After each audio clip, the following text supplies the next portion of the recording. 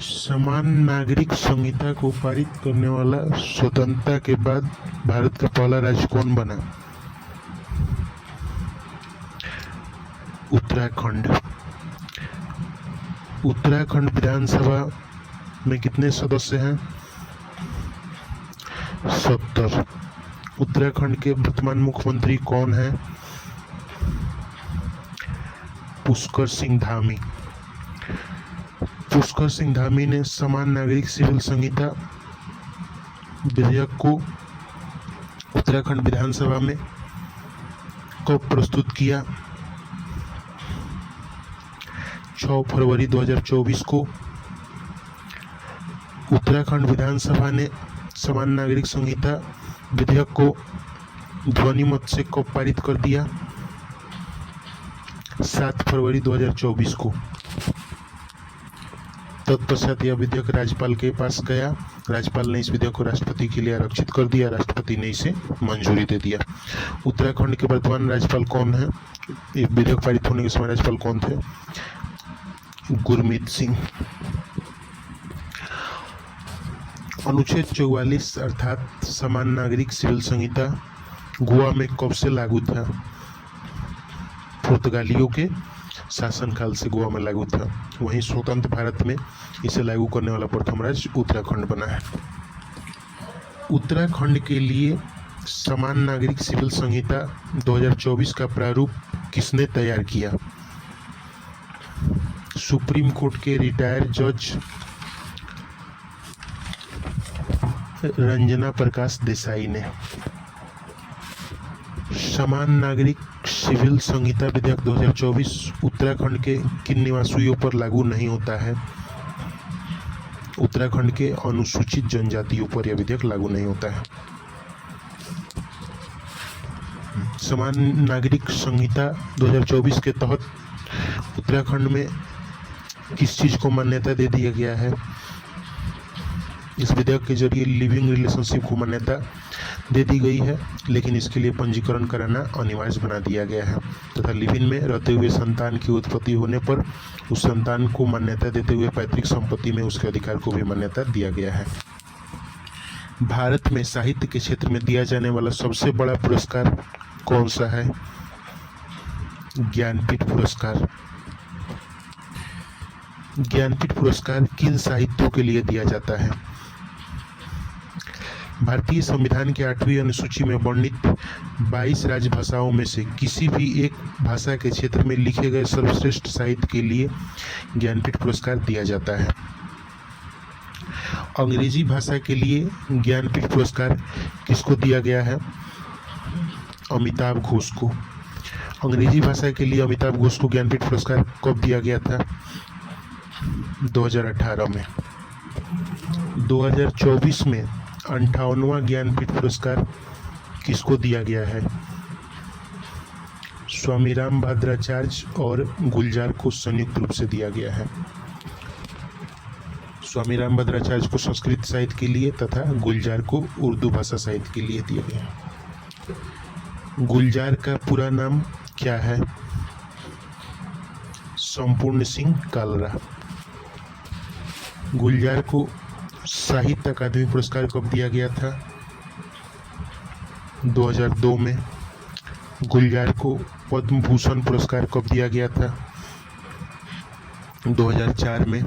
गुलजार को दादा साहब फाल्के पुरस्कार कब दिया गया था? 2013 में। गुलजार को उनके किस रचना के लिए ग्रैमी पुरस्कार और ऑस्कर पुरस्कार भी दिया गया है? गुलजार के द्वारा रचित गीत जय हो के लिए। ज्ञानपीठ पुरस्कार के अंतर्गत कौन कौन सी चीजें दी जाती है? 11 लाख रुपया, बाग देवी की प्रतिमा और एक प्रशस्ति पत्र दिया जाता है।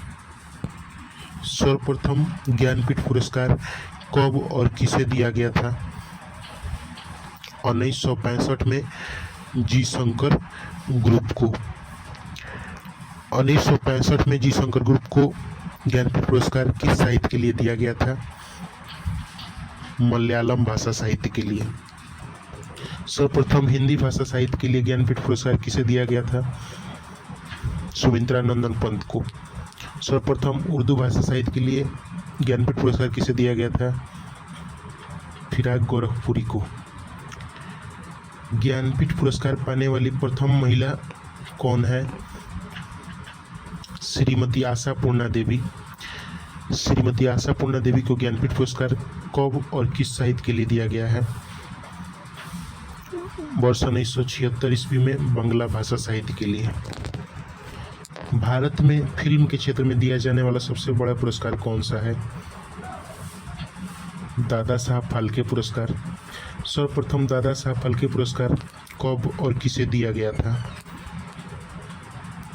1969 ईस्वी में देविका रानी रोड़ी को।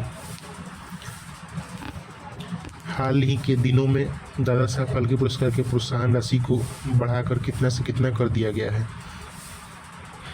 10 लाख रुपये से बढ़ाकर 15 लाख रुपया कर दिया गया है।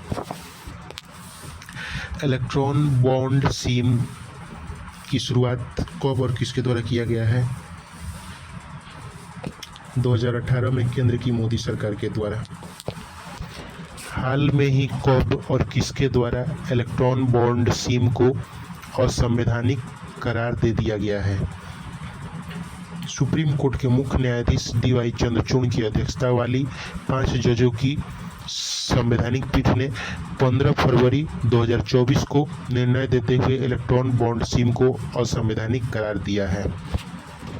सुप्रीम कोर्ट के अनुसार इलेक्ट्रॉन बॉन्ड सिम भारतीय संविधान के किन किन अनुच्छेदों का उल्लंघन करता है? अनुच्छेद 19 के 1 के क और अनुच्छेद 21 का उल्लंघन करता है। इलेक्ट्रॉन बॉन्ड सिम में भुगतानकर्ता का नाम नहीं होता है। यह किस अधिकार का उल्लंघन करता है? इलेक्ट्रॉन बॉन्ड सिम में भुगतानकर्ता का नाम नहीं होता है, जिस कारण यह नियम सूचना के अधिकार का भी उल्लंघन करता है। इलेक्ट्रॉन बॉन्ड सिम किस भारतीय अधिनियम का उल्लंघन करता है? भारतीय प्रतिनिधित्व अधिनियम 1951 की धारा 29 के सी का भी उल्लंघन करता है। इलेक्ट्रॉन बॉन्ड सिम में क्या प्रावधान थे? इस सिम के अंतर्गत एसबीआई के चुनिंदा बैंक शाखाओं से इलेक्ट्रॉन बॉन्ड खरीदकर राजनीतिक पार्टियों को 1000 से लेकर करोड़ों रुपए तक चंदा कोई भी व्यक्ति या कंपनी दे सकता था। भ्रष्टाचार बोध सूचकांक कौन जारी करता है? जर्मनी में स्थित ट्रांसपेरेंसी इंटरनेशनल नामक संस्था यह सूचकांक जारी करता है। 2024 में ट्रांसपेरेंसी इंटरनेशनल संस्था ने भ्रष्टाचार बोध सूचकांक में कितने देशों को शामिल किया है? 180 देशों को। भ्रष्टाचार बोध सूचकांक 2024 में पहला स्थान किस देश का है? डेनमार्क का। दूसरा स्थान किस देश का है? फिनलैंड का। तीसरा स्थान किस देश का है? न्यूजीलैंड का। भ्रष्टाचार बोध सूचकांक 2024 में भारत का कौन सा स्थान है? 93वां। भ्रष्टाचार बोध सूचकांक में अंतिम रैंक 180वां स्थान किसका है? सोमालिया का। अर्थात हम कह सकते हैं कि विश्व का सबसे ईमानदार देश डेनमार्क और सबसे भ्रष्ट देश सोमालिया है।